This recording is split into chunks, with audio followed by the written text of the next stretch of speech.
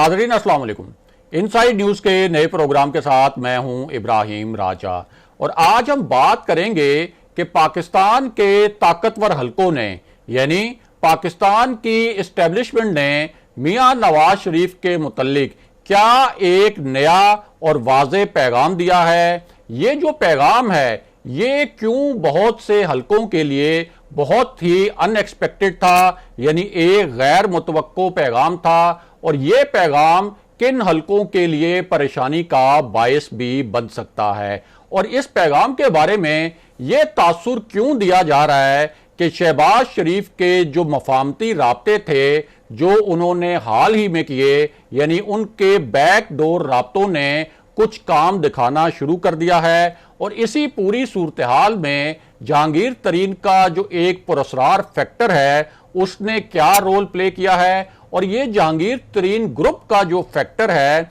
इसको कौन कौन से हलके अपने मकासद के लिए इस्तेमाल करने की कोशिश कर रहे हैं और किस नौयत के पैगामात पहुंचाए जा रहे हैं। हमारे जिन दोस्तों ने अब तक हमारे चैनल को सब्सक्राइब नहीं किया उनसे हम कहेंगे कि हमारे चैनल को सब्सक्राइब कर लें ताकि उन्हें अहम मालूमात बर वक्त मिलती रहें। अब वापस आते हैं आज के मौजू पर, यानी पाकिस्तान की इस्टेब्लिशमेंट की जानिब से मियां नवाज शरीफ के लिए और उनके मुतल्लिक क्या एक हैरानकुन पैगाम आया है और ये पैगाम क्यों कुछ हलकों के लिए खासी परेशानी का बायस हो सकता है। क्योंकि ये जो पैगाम है ये एक ऐसी सूरत हाल में आया है जब हुकूमत को कुछ बहुत ही गैर मुतवक्को दबाव का सामना करना पड़ा है और ऐसी साइड से ये दबाव आया है जिसके बारे में हुकूमत ने कभी गुमान भी नहीं किया था कि इन साइड से और इन अतराफ से उसके ऊपर इस किस्म का दबाव आ सकता है।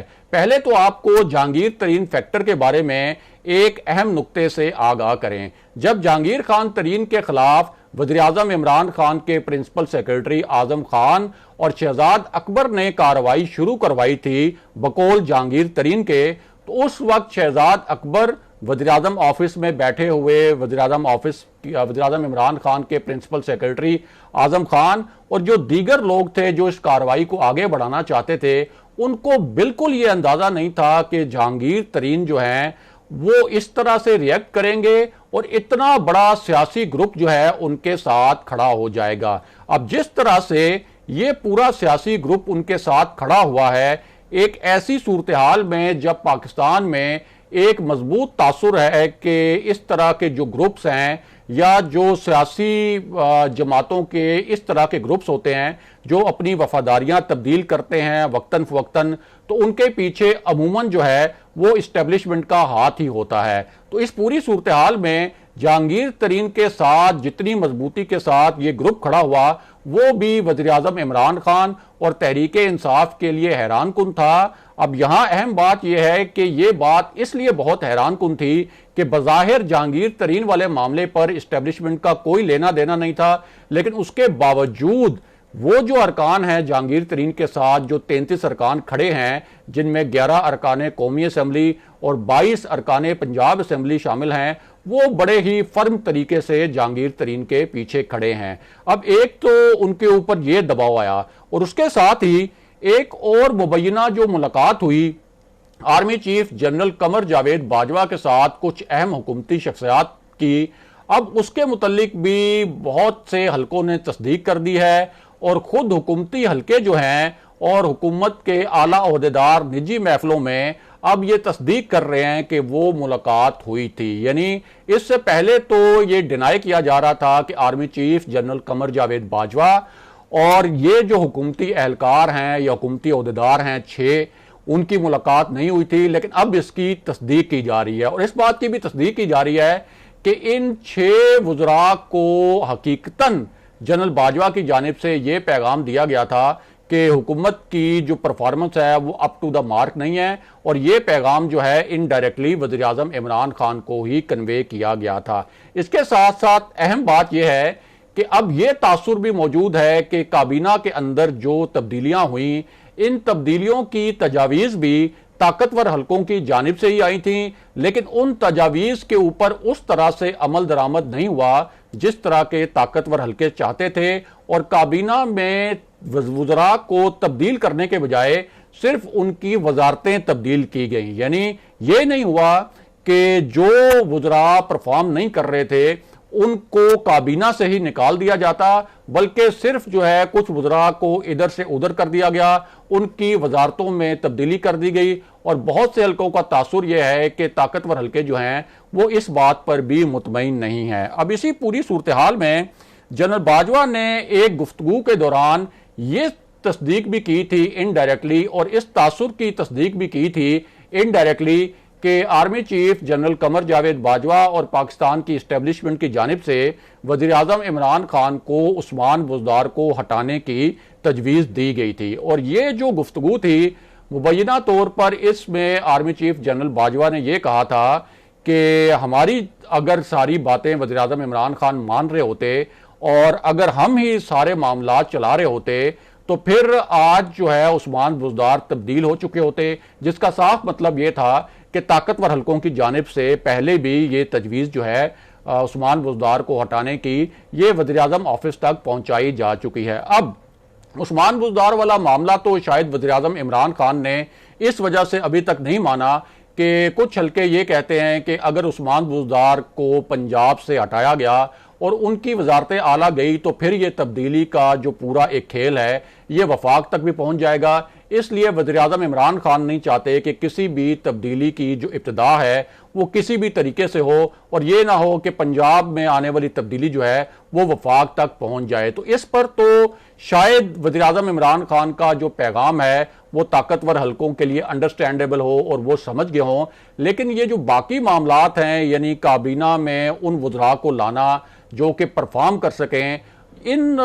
तजावीज़ के ऊपर अगर अमल दरामद नहीं होता तो जाहिर है कि पाकिस्तान की अगर मईशत अच्छे तरीके से नहीं चलेगी तो पाकिस्तान के तमाम इदारे, ख़ास तौर पर हमें मालूम है कि पाकिस्तान की इस्टेब्लिशमेंट का उसके ऊपर कंसर्न होता है, उससे पाकिस्तान के जो दिफाई मामलात हैं वो भी मुतासिर होते हैं। तो इसलिए इन तजावीज़ को मानने के लिए या इन तजावीज़ को मनवाने के लिए भी मुख्तलिफ जो प्रेशर ग्रुप्स हैं या जो मुख्तलिफ आप ये कह सकते हैं कि प्रेशर डालने के फैक्टर्स हैं, उन फैक्टर्स को इस्तेमाल किया जाता रहा है पहले भी और मुमकिना तौर पर अब भी इस्तेमाल किया जा सकता है। अब वापस आते हैं मियां नवाज शरीफ के मामले पर और इस मामले पर कि पाकिस्तान की इस्टेब्लिशमेंट ने मियां नवाज शरीफ के मुतल्लिक क्या एक नया और वाज़ेह पैगाम दिया है। और ये जो पैगाम है ये एक ऐसी सूरत हाल में दिया गया जब मियां नवाज शरीफ की जानिब से चंद माह पहले ही army chief general Qamar Javed Bajwa और DGISI जनरल फैज हमीद पर कड़ी तनकीद की गई और उन दोनों के नाम लेकर मियां नवाज शरीफ ने उन पर इल्जामात लगाए और ये इल्जाम भी लगाया कि उन्होंने 2018 के इलेक्शन में धांधली करवाई थी और इसके साथ साथ ये इल्जामात भी लगाए कि जनरल बाजवा और जनरल फैज हमीद ने अपोजिशन को दबाने के लिए अपना जो ओहदा है और अपने जो अख्तियारात हैं और अपना जो असर रसूख है वो इस्तेमाल किया। अब इसी पूरे पस मंज़र में मौलाना फजलुर रहमान के जो बयानात थे जिनमें वो ये कह रहे थे कि अगर PDM के मुतालबात ना माने गए, अगर पाक फौज बतौर इदारा हुकूमत के पीछे से ना हटी, अगर इस्टेब्लिशमेंट ने हुकूमत की हमायत ख़त्म ना की तो फिर हम GHQ पर धरना देंगे, फिर हमारी जंग जो है वो वज़ीर आज़म इमरान खान से नहीं बल्कि हमारी जंग जो है इस्टेब्लिशमेंट के ख़िलाफ़ होगी। तो ये जो पूरा माहौल बनाया गया जिसके अंदर मुख्तलिफ कार्ड इस्तेमाल किए गए, यानी पंजाब कार्ड भी इस्तेमाल किया गया, इस हवाले से सोशल मीडिया पर ट्रेंड्स भी चलते रहे। इसके साथ साथ जो एक मदारिस के तलबा का कार्ड होता है जिसको बाज़ हल्के मजहबी कार्ड भी कहते हैं, अगरचे मौलाना फजलुर रहमान जो हैं इस तासुर की नफ़ी करते हैं, तो ये जो पूरा एक माहौल बना और फिर JUI के मुख्तलिफ रहनुमाओं की जानिब से बराह रास्त फौजी क़यादत पर जो संगीन नौयत के इल्ज़ामात आयद किए गए और बहुत ही ऐसे अल्फाज भी इस्तेमाल किए गए जिनको बहुत ही जारहाना और कुछ ऐसे स्टेटमेंट भी थे जिनके मुतल्लिक ये कहा गया कि ये तो मुश्तिल कर देने वाले स्टेटमेंट्स हैं। लेकिन उस पूरे माहौल में हुकूमत ने ये एक तासुर बनाया कि मियां नवाज शरीफ जो हैं वो एंटी स्टेट हैं, वो रियासत मुखालिफ हैं, और इसी तरह पूरी पीडीएम पर बिलखसूस जो है मियां नवाज शरीफ पर इस तरह के इल्ज़ामात जो हैं वो हुकूमत की जानिब से लगाए गए, और तासुर ये बनाया गया कि मियां नवाज शरीफ को जो एंटी स्टेट करार दिया जा रहा है या एक रियासत मुखालिफ आदमी या एक गद्दार जो करार दिया जा रहा है, इस तासुर को पाकिस्तान के ताकतवर हलकों की हमायत भी हासिल है और वो भी शायद इसको तकवीत दे रहे हैं। लेकिन अब इस मामले में एक अपडेट है और एक पेशरफ्त है, और वो पेशरफ्त यह है कि मारूफ सहाफ़ी फहद हुसैन साहब जो हैं उन्होंने एक आर्टिकल लिखा है, और इस आर्टिकल में उन्होंने जो अपने रीडर्स हैं उनके सामने कुछ नुकात पेश किए हैं और उनसे ये कहा है कि इन नुकात को वो जोड़ें, यानी वही बात कि इन डॉट्स को कनेक्ट करें, और इन डॉट्स को कनेक्ट करने के बाद वो जो नतीजा निकाल सकते हैं इस धुंधली तस्वीर को वाज़े करने के लिए वो नतीजा निकाल लें। और इस आर्टिकल में उन्होंने लिखा है कि रिसेंटली हाल ही में ताकतवर हलकों के नुमाइंदों ने और ताकतवर हलकों की जानिब से ये तासुर दिया गया है और ये वाज़े किया गया है कि वो मियां नवाज शरीफ को एंटी स्टेट एलिमेंट नहीं समझते, यानी वो मियां नवाज शरीफ के मुतल्लिक ये तासुर नहीं रखते या ये नहीं समझते कि मियां नवाज शरीफ कोई मुल्क के गद्दार हैं, कोई रियासत के गद्दार हैं, या उन्होंने कोई ऐसी पॉलिसी अपनाई या उनके दौर में कोई ऐसे काम हुए कि जिनको ये कहा जा सके कि उन्होंने कोई रियासत से गद्दारी की या मुल्क से गद्दारी की। ये फहद हुसैन साहब ने अपने ज़राए के हवाले से अपने एक हालिया आर्टिकल में लिखा है, और ताकतवर हलकों की जानिब से इस किस्म का जो पैगाम है ये बहुत से हलकों के लिए हैरान कुन है, क्योंकि अहम तासुर यही था, खास तौर पर हुकूमत की जानिब से ये तासुर दिया गया था कि ये जो पूरा एक नैरेटिव बना है मियां नवाज शरीफ के हवाले से गद्दारी का, ये पूरा नैरेटिव जो है ये रिसेंटली भी कोई ताकतवर हलकों ने ही फैलाया था और वो ही इस पूरे नैरेटिव को सपोर्ट भी कर रहे थे। अगले प्रोग्राम तक के लिए खुदा हाफिज।